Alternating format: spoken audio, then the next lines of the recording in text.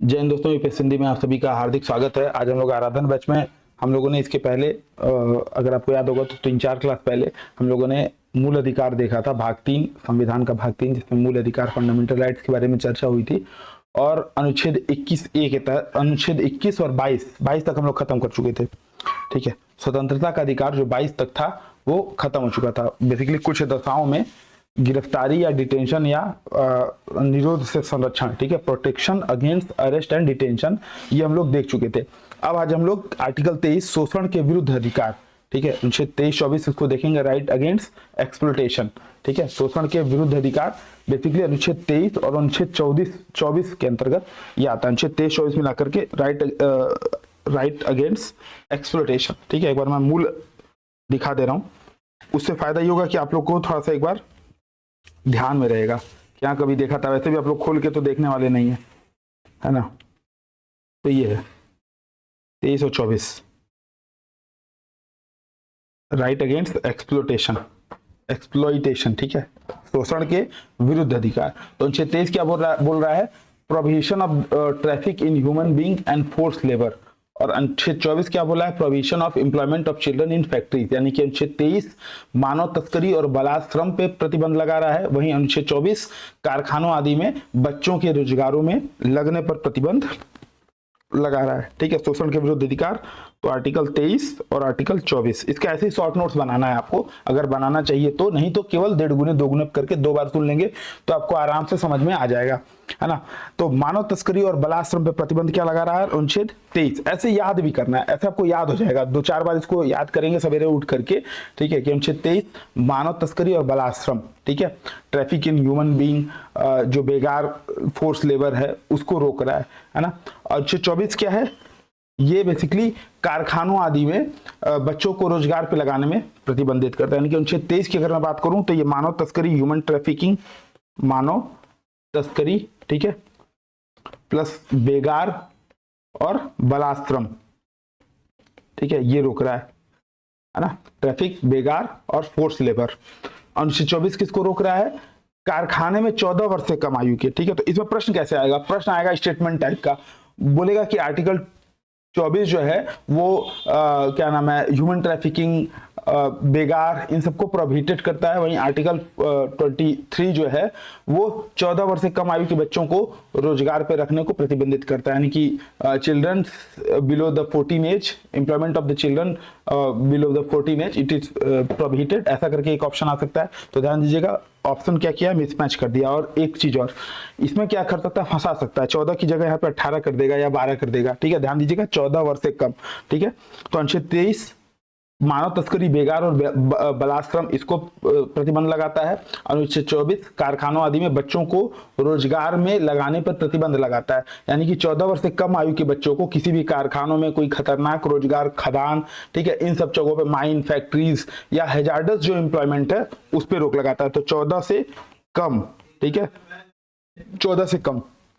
यानी कि इसमें आप ध्यान दीजिएगा, अगर इसमें एक्सेप्शन की बात करें तो हानि रहित या कोई नैतिक कार्य कर रहे हैं, जैसे एडवर्टाइजमेंट कर रहे हैं बच्चे, आपने देखा होगा, इसमें गाना वाना गा रहे हैं, उनके लिए उनको कुछ पैसे मिल रहा है, मतलब गाना वाना गाने का इन द सेंस कोई रियलिटी शो वगैरह में जा रहे हैं। क्योंकि अभी क्या हुआ था कि एक बच्चा रियलिटी शो में गया था, तो उसने, उसके पापा मतलब जीत के नहीं आया था या कुछ ऐसा हो गया था, तो उसने क्या किया था, अपने पिताजी के ऊपर ही केस कर दिया था कि ये जो है मुझसे जबरदस्ती रोजगार करा रहा है ना। तो सुप्रीम कोर्ट ने इस पे कुछ कुछ बोला था, मुझे केस का नाम शायद याद नहीं आ रहा, कुछ ऐसा था, मतलब हाई कोर्ट में ही था, सुप्रीम कोर्ट नहीं था, हाई कोर्ट था।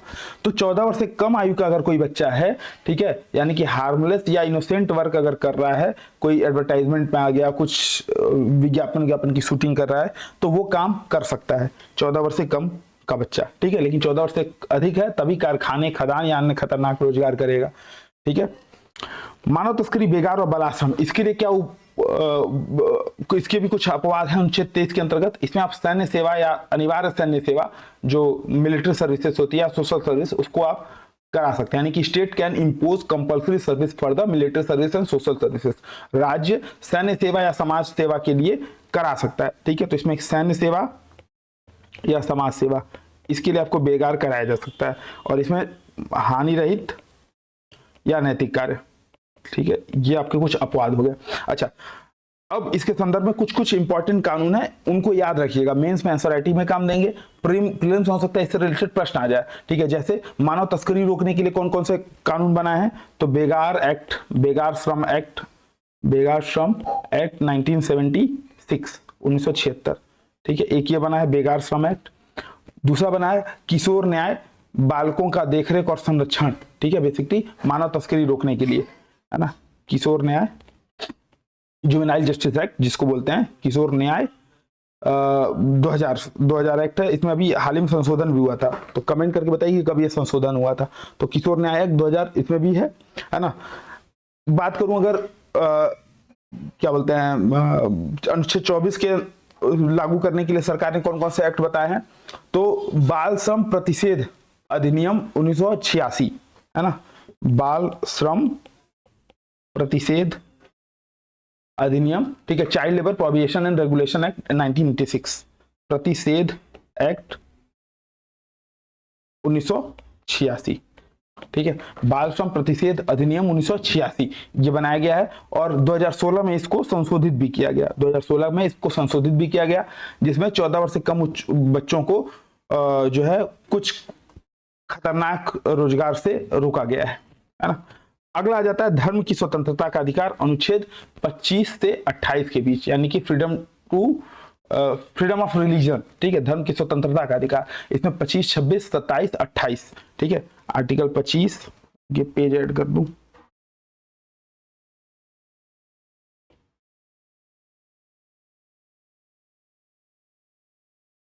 छब्बीस, 27 और 28, ठीक है। तो इसको जो आर्टिकल 25 है वो क्या कर रहा है, बेसिकली अंतःकरण, freedom of consign and freedom of profession, practice और प्रोपेगेशन ऑफ रिलीजन, यानी कि अंतःकरण की और धर्म को बिना किसी बाधा के मानने, उसको अपनाने और उसका प्रचार करने की स्वतंत्रता इसमें शामिल है। अनुच्छेद 25 एक बार ओपन करके दिखा देता हूं, आर्टिकल 25,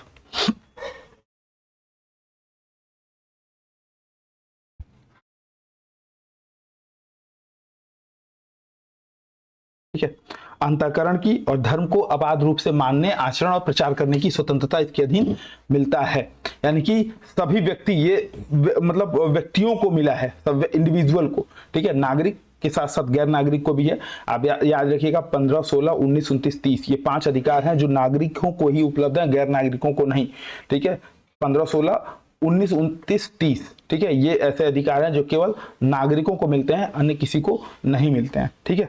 तो अंतःकरण की, धर्म को अबाध रूप से मानने, आचरण और प्रचार करने की स्वतंत्रता अनुच्छेद 25 के तहत धर्म की स्वतंत्रता के अंतर्गत आता है, ठीक है, धर्म की स्वतंत्रता के अंतर्गत आता है। ये कहाँ गया भाई, ठीक है, तो 25 की 25। अब एक चीज है कि अंतःकरण, फ्रीडम ऑफ कंसाइन क्या है, बेसिकली इनर फ्रीडम है, ईश्वर के साथ जुड़ाव, ठीक है, तो इसको थोड़ा सा टर्मिनोलॉजी भी समझते चलिए। अंतःकरण, ठीक है, एक है अंतःकरण, दूसरा है धर्म को अबाध रूप से मानना, ठीक है, तीसरा है आचरण, और चौथा है क्या बोलते हैं उसको, प्रचार, ठीक है। इसमें जैसे इस पे प्रश्न पूछ सकता है, अंतःकरण का मतलब होता है, जैसे ऐसा स्टेटमेंट आ जाता है कि फ्रीडम ऑफ रिलीजन, इसके अंतर्गत फ्रीडम ऑफ कंसाइन दिया गया है, जिसमें आप अपने धार्मिक विश्वास की घोषणा कर सकते हैं, ठीक है, आप जो है रिलीजियस बिलीफ को डिक्लेयर कर सकते हैं, ठीक। दूसरा आ जाएगा प्रचार करने की स्वतंत्रता में आप धर्म परिवर्तन का भी अधिकार इसमें शामिल है, ठीक है, तो दोनों स्टेटमेंट गलत हो जाएंगे। बेसिकली अंतःकरण की स्वतंत्रता या फ्रीडम ऑफ कंसाइन, इसका क्या मतलब है, आपको इनर फ्रीडम है, आप अपना ईश्वर के साथ कैसा जुड़ाव रखते हैं, आप गीता का कैसा व्याख्या करते हैं, आप कुरान की कैसी व्याख्या करते हैं, इसका आपको इनर फ्रीडम है, ठीक है। आंतरिक स्वतंत्रता है, ईश्वर के साथ जुड़ाव, आप कैसे ईश्वर को मानते हैं, साकार मानते हैं, निराकार मानते हैं, सामने से मानते हैं, नहीं मानते हैं, किसी पत्थर में भगवान देखते हैं, इस कलम में भगवान देखते हैं, कहीं नहीं भगवान देखते हैं, खंबे खंबे में भगवान है, कहीं नहीं भगवान, आपकी मर्जी। तो अंतःकरण, फ्रीडम ऑफ कंसाइन क्या है, समझ में आ गया।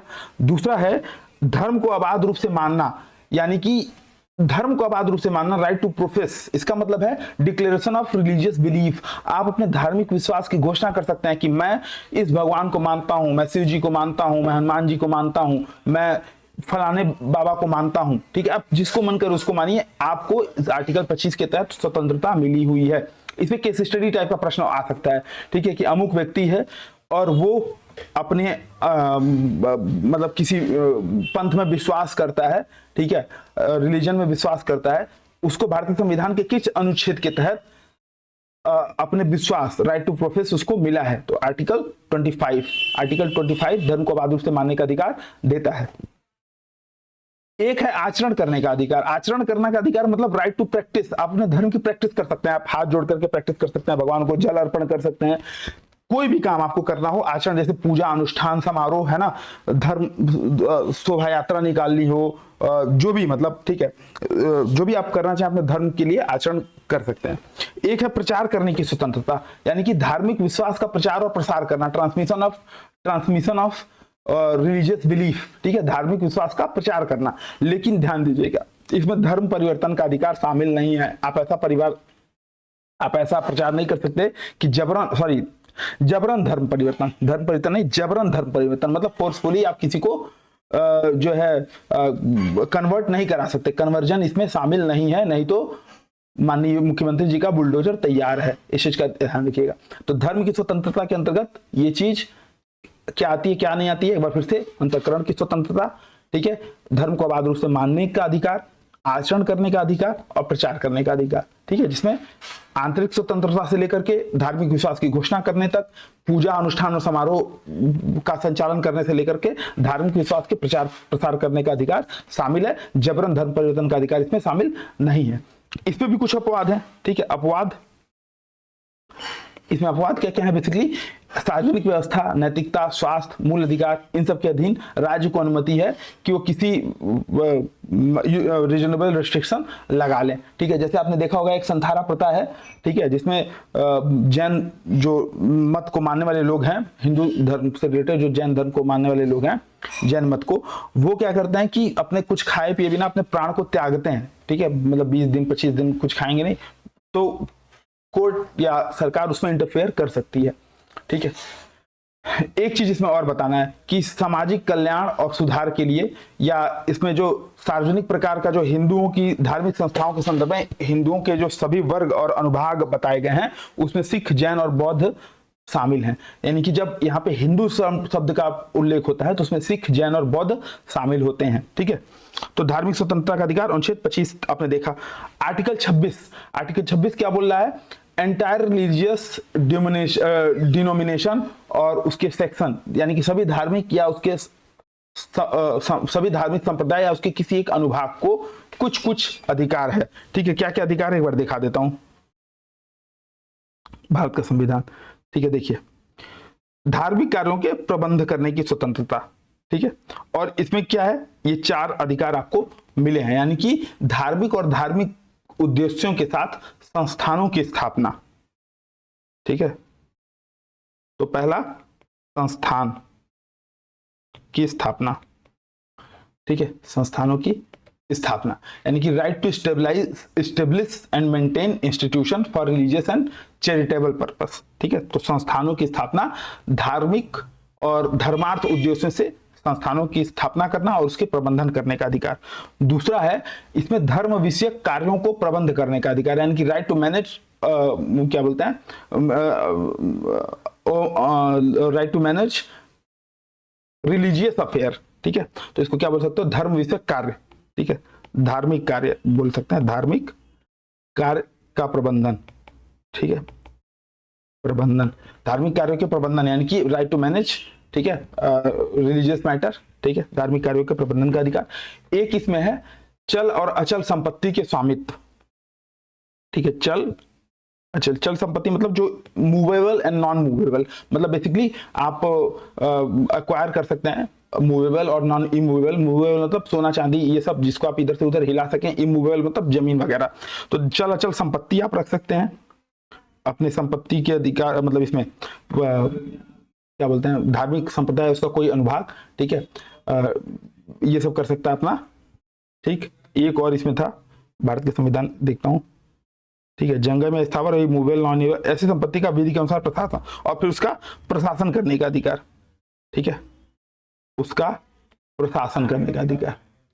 ठीक है, प्रशासन करने का अधिकार मतलब क्या बोलते हैं, right to administer such property, और जैसा भी लॉ है उसके अकॉर्डिंग आप ये कर सकते हो। तो अनुच्छेद 26 के तहत ये अधिकार किसको मिला है, धार्मिक संप्रदाय या उसके कोई एक अनुभाग को।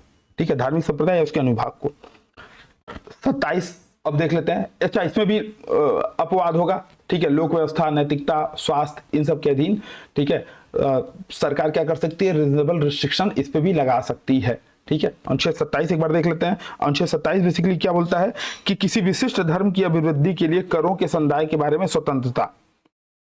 ठीक है, किसी विशिष्ट धर्म की वृद्धि के लिए, यानी कि कोई भी व्यक्ति किसी भी व्यक्ति को किसी विशेष धर्म या धार्मिक संप्रदाय को बढ़ावा देने के लिए किसी भी प्रकार का कर देने के लिए बाध्य नहीं किया जाएगा। ठीक है, यानी कि no person shall be compelled to pay any taxes for the promotion और maintenance of any particular religious matter. ठीक है, रिलीजियस मैटर में उनको कर देने के लिए बाध्य नहीं किया जाएगा। प्लस अगर करों का उपयोग करना है तो सभी धर्मों को बढ़ावा देने के लिए किया जाएगा, न कि किसी विशेष धर्म को, यानी कि नॉट एनी पर्टिकुलर रिलीजन। आप सरकार क्या कर सकती है, उसको बढ़ावा नहीं दे सकती है, सभी धर्मों को कर सकती है। अच्छा, एक चीज है, करों के समुदाय से मुक्ति है, शुल्क से नहीं, फीस आपसे वसूल सकती है। जैसे आप हज यात्रा पे जाते हैं तो आपसे फीस लिया जाता है, आप ये अमरनाथ यात्रा पे जाते हैं तो आपसे फीस लिया जाता है, आप ये जो जहाँ पे शिव जी रहते हैं, क्या नाम है उसका, माउंटेन कैलाश माउंटेन, कैलाश पर्वत पे आप जाते हैं तो श्री कैलाश पर्वत पे अगर आपको यात्रा करनी है तो वहां पे भी आपको फीस देनी पड़ सकती है, टैक्स आपको नहीं उस पर लिया जाएगा। ठीक है, तो आर्टिकल 27 आपको समझ में आ गया होगा। अब देख लेते हैं आर्टिकल 28। ये क्या हो जा रहा है भाई, आर्टिकल 28 ये हैंग कर गया। आर्टिकल 28 बेसिकली क्या बोल रहा है, धार्मिक स्वतंत्रता, धार्मिक शिक्षा में उपस्थित होने की स्वतंत्रता, यानी कि freedom for attending religious instruction. ठीक है, धार्मिक शिक्षा में उपस्थित होने के बारे में। ठीक है, होने की स्वतंत्रता।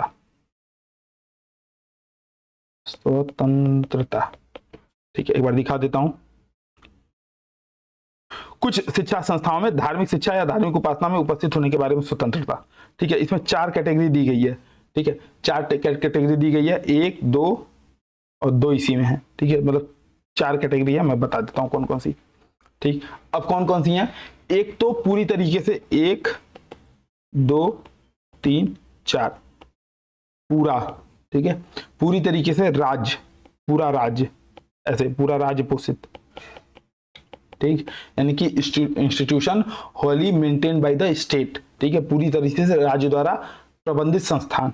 ठीक है, अब इसमें धार्मिक शिक्षा की अनुमति है नहीं, तो पूरी तरीके से प्रतिबंधित है, यानी कि कंप्लीटली प्रोहिबिटेड है। कोई भी धार्मिक शिक्षा अगर राज्य प्रबंधित संस्थान है तो नहीं दी जा सकती। ठीक है, दूसरा है राज्य द्वारा प्रशासित लेकिन कोई धर्मार्थ या ट्रस्ट के तहत स्थापित।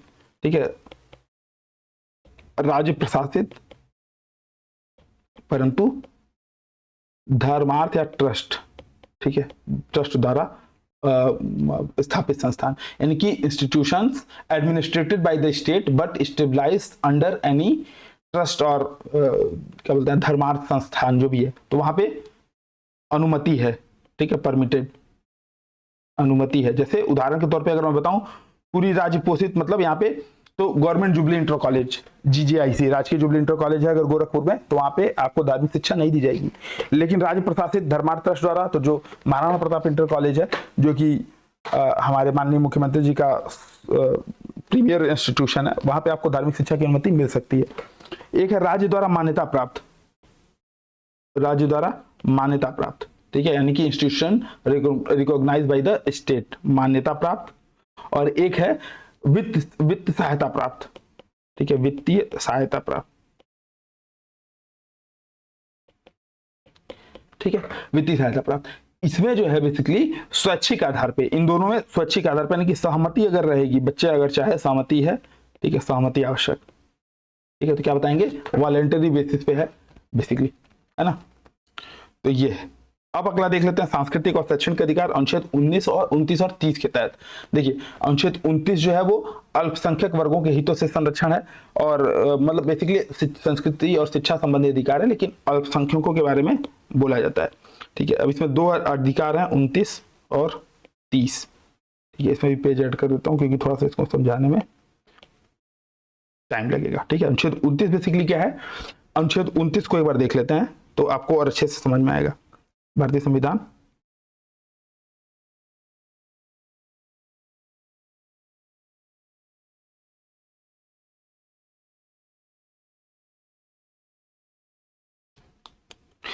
देखिए, अनुच्छेद 29 अल्पसंख्यक वर्गों के हितों का संरक्षण।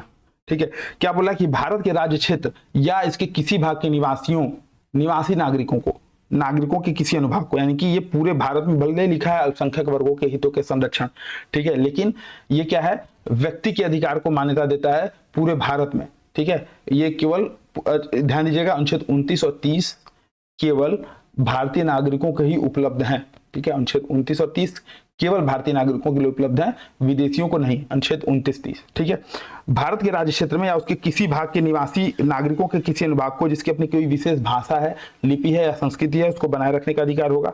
ठीक, राज्य द्वारा कोई पोषित या राज्य निधि से कोई सहायता प्राप्त करने वाला शिक्षा संस्थान है तो उसमें नागरिकों को प्रवेश से इसलिए नहीं वर्जित किया जाएगा कि वो धर्म, मूल वंश, जाति, भाषा या इनमें से किसी आधार पर एडमिशन मतलब वो चाह रहे हैं, यानी कि इनमें से किसी आधार पर भी वंचना नहीं होगी। ठीक है, तो 29 दो बना रहा है, एक तो एक और ये दो। अब इसको एक बार समझते हैं। ठीक है, 29 से क्या बोल रहा है, व्यक्ति का कुछ अधिकार है। ठीक है, किसके बारे में, संस्कृति संबंधी अधिकार। ठीक है, किसके बारे में, भाषा संबंधी अधिकार। किसके बारे में, लिपि संबंधी अधिकार, यानी कि अगर उसकी कुछ अपनी संस्कृति है, कोई अपनी भाषा है, कोई लिपि है, तो व्यक्ति उसको अधिकार, उसको संरक्षण कर सकता है, अपने हिसाब से कर सकता है। अनुच्छेद 29 का 2 क्या बोलता है कि राज्य द्वारा वित्तीय सहायता प्राप्त शिक्षा संस्थान में प्रवेश से किसी भी नागरिक को कुछ आधारों पर भेदभाव नहीं किया जाएगा। किस आधार पर, धर्म, मूलवंश, जाति, भाषा। ठीक है, धर्म, मूलवंश, जाति या भाषा, इस आधार पे। ठीक है, कौन कौन से, धर्म, मूलवंश, जाति या भाषा, इस आधार पे भेदभाव नहीं किया जाएगा। ठीक है, ध्यान दीजिएगा, यानी कि एक तरह से ऐसे समझिए कि भाषागत भेदभाव भी इसमें, भाषा के आधार पर भेदभाव भी पे इसमें प्रोहिबिटेड किया गया है। यानी कि दो तरीके से आप इसको डिवाइड कर सकते हैं, एक तो धार्मिक अल्पसंख्यक, दूसरा भाषाई अल्पसंख्यक। यानी कि अनुच्छेद 29 इन दोनों को संरक्षण। ठीक है, धार्मिक अल्पसंख्यक हो, भाषाई अल्पसंख्यक हो, जातीय अल्पसंख्यक भी मान सकते हैं। ठीक है, इस अनुच्छेद के तहत ये जो है सभी वर्गों के लिए, यानी कि केवल अल्पसंख्यक वर्गों के लिए ही नहीं है। ठीक है, मैंने स्टेटमेंट दिखाया था, स्टेटमेंट क्या है, देखिए, भारत के राज्य क्षेत्र या उसके किसी भाग के निवासी नागरिकों के किसी अनुभाग को, यानी कि न केवल अल्पसंख्यक बल्कि बहुसंख्यक वर्गों के लिए भी उपलब्ध है। ध्यान दीजिएगा। ठीक है, अल्पसंख्यक वर्गों के साथ साथ बहुसंख्यक वर्गों के लिए भी अनुच्छेद 29 का उपचार उपलब्ध है। ठीक है, ये क्या करता है, अनुच्छेद 29 एक रिकॉग्नाइज करता है right of any individual person. ठीक है, कौन कौन से right, cultural rights, linguistic right और स्क्रिप्ट, संस्कृति, भाषा या लिपि का अगर कोई उनका स्पेसिफिक लिपि है तो उसको संरक्षण करने का अधिकार है। प्लस वो लिंग्विस्टिक माइनॉरिटीज, क्या बोलते हैं, रिलीजियस माइनॉरिटीज, ठीक है, धार्मिक और भाषाई आधार पर अल्पसंख्यक को भी रोकता है। प्लस ये जो है वो all section of the society, चाहे वो मेजोरिटी है चाहे माइनॉरिटी है, सबके लिए उपलब्ध है, लेकिन केवल भारतीय नागरिकों के लिए, विदेशी नागरिकों के लिए नहीं। अब अनुच्छेद 30 देख लेते हैं। अनुच्छेद 30 बेसिकली क्या बोलता है, ये जो है धार्मिक या भाषाई अल्पसंख्यकों को ही अधिकार देता है। अनुच्छेद 30 जो है वो 30 ये धार्मिक या भाषाई अल्पसंख्यक, और कौन है ये डिसाइड नहीं है। ठीक है, कमेंट करके बताइए कि भारत में इस समय कौन कौन अल्पसंख्यक है। देख लीजिए, शिक्षा संस्थानों की स्थापना और प्रशासन करने का अल्पसंख्यक वर्गों का अधिकार, इसमें धर्म या भाषा। ठीक है, धर्म या भाषा के आधार पे कोई अगर वो है तो उसको ही इसमें शामिल किया जाएगा। ठीक है, धर्म या भाषा के आधार पर अगर कोई है, बेसिकली अनुच्छेद 30 अल्पसंख्यक जो कि धार्मिक या भाषाई अल्पसंख्यक, धार्मिक या भाषाई अल्पसंख्यकों को कुछ राइट्स देता है, जैसे अपने पसंद की शिक्षा संस्थानों की स्थापना, उनका प्रशासन, राज्य के द्वारा संपत्ति का अधिग्रहण कर पाने, अगर राज्य उनकी संपत्ति का अधिग्रहण कर रहा है तो उनको पर्याप्त मुआवजा मिले। ठीक है, राज्य जो है अगर अल्पसंख्यक वर्ग के शिक्षा संस्थानों को सहायता दे रहा है तो उसमें कोई भेदभाव नहीं हो। ठीक है, तो क्या हो कि तीन इसमें राइट है धार्मिक और भाषाई अल्पसंख्यकों के लिए, एक राइट, दो राइट, तीन राइट, क्या क्या, राइट टू स्टेब्लिश और administer educational institution of their choices, right to get compensation if property acquired by the state, और नॉट डिस्क्रिमिनेट जो है बिटवीन द माइनॉरिटीज। अगर राज्य ऐसा सहायता दे रहा है, ठीक है, यानी कि state shall not discriminate while providing aid to the minorities, उसमें भेदभाव नहीं करेगा। ठीक है, तो ध्यान दीजिए अनुच्छेद 30 केवल अल्पसंख्यक, धार्मिक और भाषाई तक सीमित है, जबकि अनुच्छेद 29 का विस्तार सभी वर्गों तक है, माइनॉरिटीज के साथ साथ मेजॉरिटी तक भी है। ठीक है, आज का लास्ट राइट है संवैधानिक उपचारों का अधिकार, अनुच्छेद 32। इसके बाद आज की क्लास समाप्त हो जाएगी। ठीक है, इसको राइट टू कॉन्स्टिट्यूशनल रेमेडीज या संवैधानिक उपचारों का अधिकार बोलते हैं। डॉक्टर भीमराव अंबेडकर इसको संविधान की आत्मा और हृदय भी बोलते हैं, heart and soul of the constitution. ठीक है, सुप्रीम कोर्ट ने इसको क्या बताया था कि संविधान की एक मूल विशेषता है, इसको संविधान संशोधन के माध्यम से भी नहीं हटाया जा सकता। बेसिकली ये जो उपचार है वो मूल संविधान का मूल या बेसिकली फंडामेंटल पूरा राइट्स आपका नल एंड वाइड हो जाएगा अगर ये संविधान का प्रावधान ही न रहे। ये है क्या, बेसिकली ये आपको मूल अधिकारों को लागू कराने के लिए सीधे आप हाई कोर्ट सुप्रीम कोर्ट जा सकते हो। ठीक है, दो इसमें केस बनता है, एक तो आप अपने अधिकार को लागू करने के लिए एससी जाओ, एक हाई कोर्ट जाओ। ठीक है, यानी कि सुप्रीम कोर्ट या हाई कोर्ट आप जा सकते हैं। हाई कोर्ट आप जाएंगे अगर डायरेक्टली, तो हाई कोर्ट आपको मना कर सकती है कि नहीं भाई मैं राइट टू कॉन्स्टिट्यूशनल रेमेडीज नहीं प्रदान करूंगा, तब आप सुप्रीम कोर्ट जाएंगे। ठीक है, लेकिन सुप्रीम कोर्ट आपको कभी मना नहीं करेगी। ठीक है, हाँ सुप्रीम कोर्ट आप जाओगे, सुप्रीम कोर्ट पूछेगा कि भाई यहाँ क्यों आए हो, इसके पहले हाई कोर्ट गए थे, तो आप बताएंगे कि हाँ हाई कोर्ट गए थे, हाई कोर्ट ने रिजेक्ट कर दिया, फिर हम यहाँ आए, तो फिर आपको वहां पे राइट टू कॉन्स्टिट्यूशनल रेमेडीज मिलेगा। लेकिन आप डायरेक्ट भी जा सकते हो, लेकिन कहने का कुल मतलब ये है कि हाई कोर्ट और सुप्रीम कोर्ट के में अंतर यहाँ पे क्या आ जाएगा, हाई कोर्ट आपको मना कर सकता है, सुप्रीम कोर्ट आपको मना नहीं कर सकता है। प्लस हाई कोर्ट जो है इसमें जो रिट क्षेत्राधिकार है आर्टिकल 32 या आर्टिकल 226, आर्टिकल 226 के तहत हाई कोर्ट का और आर्टिकल 32 के तहत सुप्रीम कोर्ट का जो रिट क्षेत्राधिकार है, जो रिट जुरिडिक्शन है, वो थोड़ा सा इसमें अंतर है आ जाता है। जैसे हाई कोर्ट जो है वो न केवल फंडामेंटल राइट्स बल्कि अन्य किसी भी मूल अधिकार, अन्य किसी भी अधिकार को लागू करने के लिए रिट जारी कर सकता है, जबकि सुप्रीम कोर्ट जो है केवल राइट टू कॉन्स्टिट्यूशनल रेमेडीज के तहत केवल मूल अधिकारों को लागू करने के लिए रिट जारी कर सकता है। यानी कि रिट क्षेत्राधिकार सुप्रीम कोर्ट का विषयों के संदर्भ में relation with the subject supreme court का कम है, हाई कोर्ट का ज्यादा है, हाई कोर्ट का मोर सब्जेक्ट इसमें शामिल हो जाता है, जैसे मूल अधिकारों के साथ साथ अन्य विषयों पर भी वो रिट जारी कर सकता है। लेकिन सुप्रीम कोर्ट का जो रिट क्षेत्राधिकार की जो सीमा है, क्षेत्रीय विस्तार, वो बहुत ज्यादा है, पूरे भारत में है। हाई कोर्ट का क्या है, अपने जुरिडिक्शन में है। ठीक है, तो ध्यान दीजिएगा, मूल अधिकारों को लागू करने के लिए right to move supreme court directly for information of the fundamental rights ये प्रदान करता है। उच्चतम न्यायालय इसको लागू करने के लिए कुछ रिट जारी कर सकता है। ठीक है, यानी कि ये जो प्रावधान है, ये संविधान द्वारा जो ये विशेषता है संवैधानिक उपचारों का अधिकार, संविधान की आत्मा और हृदय बन जाती है। ठीक है, अब इसमें कौन कौन से आपको क्या बोलते हैं रिट मिलते हैं, थोड़ा सा रिट पे चर्चा कर लेते हैं। रिट, ठीक है, writ number 1, writ number 2, writ number 3, writ number 4, writ number 5। ठीक है, 5 तरह के इसमें रिट होते हैं। एक है रिट बंदी प्रत्यक्षीकरण, बंदी प्रत्यक्षीकरण। ठीक है, दूसरा है परमादेश, तीसरा है प्रतिषेध, चौथा है उत्प्रेषण, पांचवा है अधिकार परीक्षा, अधिकार परीक्षा। ठीक है, बेसिकली जो बंदी प्रत्यक्षीकरण याचिका है या रिट है, हैबियस कॉर्पस, इसको इंग्लिश में हैबियस कॉर्पस बोलते हैं। ठीक है, इसके तहत उच्चतम न्यायालय या उच्च न्यायालय किसी भी व्यक्ति को जिसे हिरासत में लिया गया है या कैद में रखा गया है या गायब है, उसको शारीरिक रूप से न्यायालय के सामने पेश करने के लिए क्या बोलते हैं, बोल सकते हैं कि मतलब आपको व्यक्ति को न्यायालय के सामने पेश किया जाए, यानी कि to have the body of someone. ठीक है, तो उसको जिसको हिरासत में लिया गया है, any person who has been detained और क्या बोलते हैं उसको छुपाया गया हो जो भी, तो फिजिकली बोल सकता है कि आप उसको फिजिकली आप उसको सबमिट करिए। ठीक है, ये रिट जो है बेसिकली बोलता है व्यक्ति को न्यायालय के सामने पेश किया, हैबियस कॉर्पस बंदी प्रत्यक्षीकरण, यानी कि बंदी को प्रत्यक्ष किया जाए। ठीक है, इसे सार्वजनिक प्राधिकरणों के साथ साथ निजी व्यक्ति, ठीक है, तो सामने कैसे नोट्स बनाना लिखिए, सार्वजनिक प्राधिकरण public authorities plus as well as private individual, सार्वजनिक प्लस निजी, दोनों के विरुद्ध ये जारी हो सकता है। अगला है परमादेश, हम आदेश देते हैं, ठीक है, परमादेश मतलब मैंडामस। और इसके तहत क्या होता है, उच्चतम न्यायालय, उच्च न्यायालय, किसी व्यक्ति, कोई निचली अदालत है ना, कोई सार्वजनिक प्राधिकरण है, राज्य है ना, उसको क्या बोलता है कि हम आदेश देते हैं कि ये काम करो, ठीक है, हम आदेश देते हैं कि ये काम करो।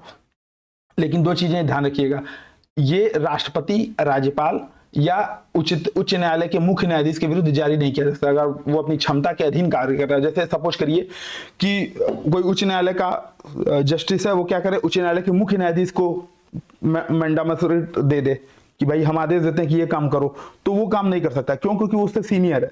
सीनियर का इन द सेंस कि उसके पास अथॉरिटी है उसको चेंज करने का, उससे कुछ काम लेना, कुछ काम देना, ठीक है। जैसे जो भी रोस्टर होता है, roster system in the sense कि कौन सा केस किस पीठ में जाएगा, किस बेंच में जाएगा, उसको डिसाइड कौन करता है, जो chief justice of the high court होता है या chief justice of supreme court होता है, वो अपने सुप्रीम कोर्ट में बेंच डिसीजन किस मतलब केस किस बेंच में जाएगा वो डिसाइड करता है। ऐसी स्थिति में सीजेआई के विरुद्ध, चीफ जस्टिस ऑफ इंडिया के विरुद्ध अन्य जो जस्टिस हैं सुप्रीम कोर्ट के, वो मैंडामस रिट या परमादेश जारी नहीं कर सकते। राष्ट्रपति और राज्यपाल के विरुद्ध जारी नहीं कर सकते परमादेश, ठीक है। बाकी किसी व्यक्ति, निगम, कंपनी, सार्वजनिक प्राधिकरण उसके विरुद्ध जारी कर सकते हैं, यानी कि person, corporation, lower court, public authority इसके तहत कर सकते हैं। लेकिन अगर वो अपने फुल जो है क्या बोलते हैं, फुल अपना जो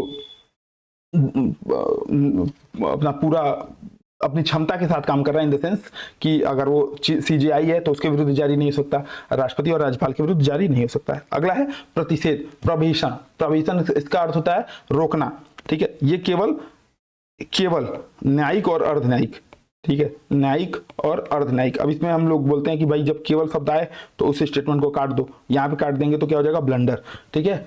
केवल इसको जुडिशियल और क्वासी जुडिशियल अथॉरिटीज के लिए ही इशू किया जा सकता है, प्रतिषेध, रोकना, ठीक है, प्रोहिबिशन, है ना। इस यानी कि उच्चतर न्यायालय द्वारा निचली अदालत या ट्रिब्यूनल्स को जारी किया जा सकता है ताकि वो अपने अधिकार क्षेत्र का उल्लंघन ना करें। जैसे अगर मान लीजिए कोई एनजीटी है, एनजीटी क्या कर रही है, वो किसी भी मामले पर सुनवाई कर दे रही है, तो क्या करेगा सुप्रीम कोर्ट या हाई कोर्ट, उसको रोकेगा, प्रोहिबिशन रिट जारी करेगा, बोलेगा नहीं भाई तुम केवल जो प्राकृतिक संरक्षण है, ठीक है, नेशनल ग्रीन ट्रिब्यूनल हो तुम, तो केवल तुम प्रकृति संरक्षण से संबंधित विषयों को ही देख सकते हो, जो तुम्हारे कानून में वर्णित है उसे ही तक तुम नहीं देख सकते हो, ठीक है। तो प्रतिषेध हो जाएगा, केवल न्यायिक और अर्ध न्यायिक, ध्यान दीजिएगा। उत्प्रेषण जो होता है सर्टियोरारी, ठीक है, तो इसका इंग्लिश कंफ्यूजिंग है, उत्प्रेषण, ठीक है। उत्प्रेषण क्या होता है, बोलता है कि सूचित किया जाए या प्रमाणित किया जाए, ठीक है, सूचित किया जाए या प्रमाणित किया जाए। बेसिकली उच्चतर न्यायालय द्वारा निचली अदालतों से कोई मामला स्थानांतरित करने या उनके आदेश को रद्द करने के लिए उत्प्रेषण रिट जारी होता है, ठीक है। इसको विधायी निकायों, निजी व्यक्तियों या निजी कोई इंडिविजुअल है उसके विरुद्ध जारी नहीं किया जा सकता, ये भी न्यायिक संदर्भों में ही होता है। एक है क्यू वारंटो या अधिकार परीक्षा, ठीक है, किस अधिकार से, अधिकार परीक्षा मतलब किस अधिकार से, तो बेसिकली इसको न्यायालय द्वारा सार्वजनिक पद के संबंध में किसी व्यक्ति के दावे की वैधता की जांच करने के लिए जारी किया जा सकता है।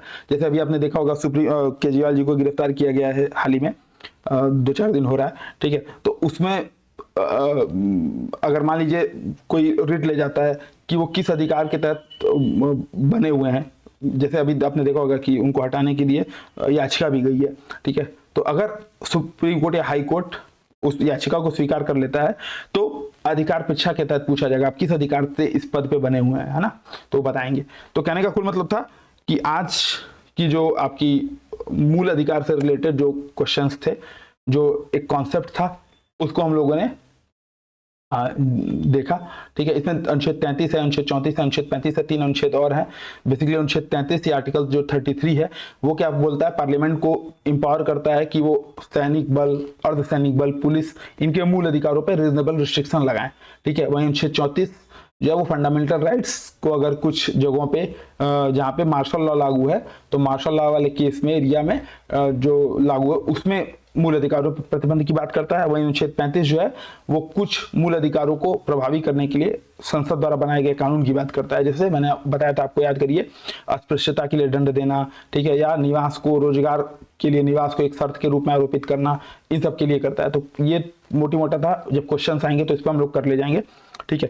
एक चीज और इसमें छूट रहा था, ठीक है, मतलब भाग 3 के बाहर के जो अधिकार हैं जल्दी से उसको देख लेते हैं क्योंकि वो फिर छूट जाएगा तो गड़बड़ा जाएगा। याद कैसे करना है, 65, 300, 300A, और 65 300, एक सेकंड, 65 301, अरे यार 301 और 326, ये 4 अधिकार हैं आपके, ऐसे अधिकार हैं जिनका उल्लेख संविधान के भाग 3 में नहीं है। ठीक है, इनको आप क्या बोल सकते हो, संवैधानिक अधिकार बोल सकते हो, या कानूनी अधिकार बोल सकते हो, या नॉन फंडामेंटल राइट्स बोल सकते हो। ठीक है, प्रश्न पूछ सकता है इसमें से कौन कौन संवैधानिक अधिकार हैं, कॉन्स्टिट्यूशनल राइट्स हैं, ठीक है, या नॉन फंडामेंटल राइट्स हैं, गैर मूल अधिकार हैं, या लीगल राइट्स हैं, है ना। तो अनुच्छेद 265, अनुच्छेद 301, 301 और 326।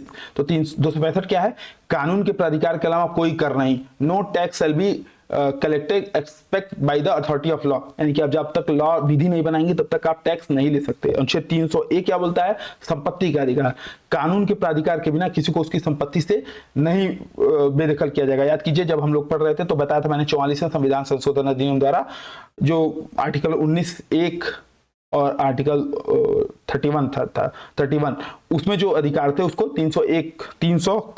300A में शामिल कर लिया गया। 301 क्या है, भारत के संपूर्ण क्षेत्र में व्यापार, वाणिज्य और समागम की स्वतंत्रता, ट्रेड, कॉमर्स एंड क्या बोलते हैं, ये जो है through out the territory of the India, है ना। और अनुच्छेद 326 क्या बोलता है, लोकसभा और राज्यसभा के जो चुनाव होंगे वो वयस्क मताधिकार पे होंगे।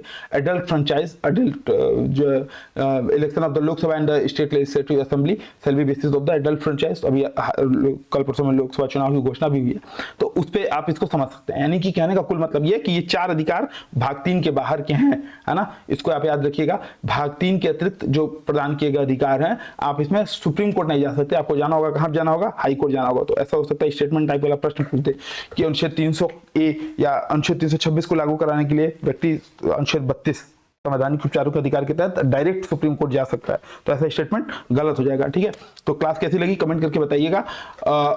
मिलते हैं नेक्स्ट वीडियोस में, तब तक के लिए जय हिंद, जय श्री राम।